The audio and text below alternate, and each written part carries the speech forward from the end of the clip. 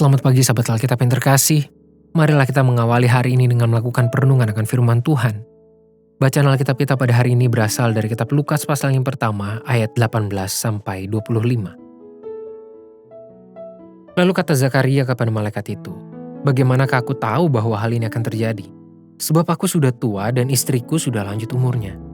Jawab malaikat itu kepadanya, "Akulah Gabriel yang melayani Allah dan aku telah diutus untuk berbicara dengan engkau dan untuk menyampaikan kabar baik ini kepadamu.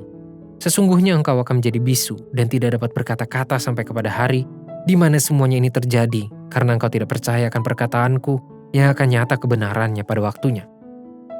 Sementara itu orang banyak menanti-nantikan Zakaria.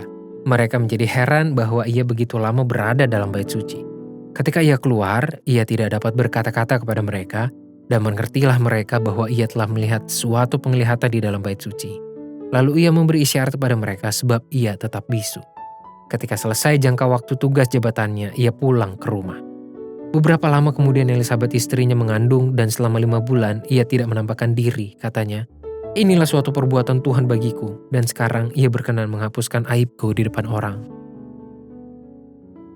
Sikap sanksi yang diberikan oleh Zakaria pada satu sisi cukup dapat dipahami. Alasan dari Zakaria pada saat ia meminta tanda dari malaikat Tuhan atas segala perkataan tersebut juga sangat relevan, mengingat kondisinya dan Elisabet sudah lanjut usia.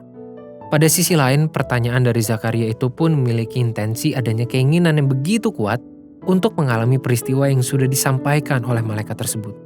Sebagai orang yang sudah puluhan tahun mengharapkan anak, tentu saja Zakaria sangat mengharapkan berita hadirnya anak kandung seperti yang disampaikan oleh malaikat Tuhan kepadanya, dapat benar-benar terwujud. Namun, ia juga cukup realistis untuk menerima fakta kondisi lanjut usia yang secara akal manusia tidak mungkin untuk memiliki keturunan.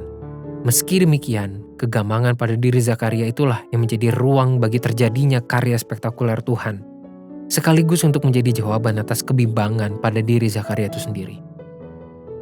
Hal mendasar yang perlu kita pahami adalah kebisuan yang terjadi pada Zakaria secara tiba-tiba bukanlah semata-mata hanya untuk menghukum maupun sebagai ganjaran atas ketidakpercayaan Zakaria pada pesan Tuhan. Justru, kebisuan yang terjadi pada diri Zakaria menandakan aktifnya peran Tuhan dalam kehidupan Zakaria.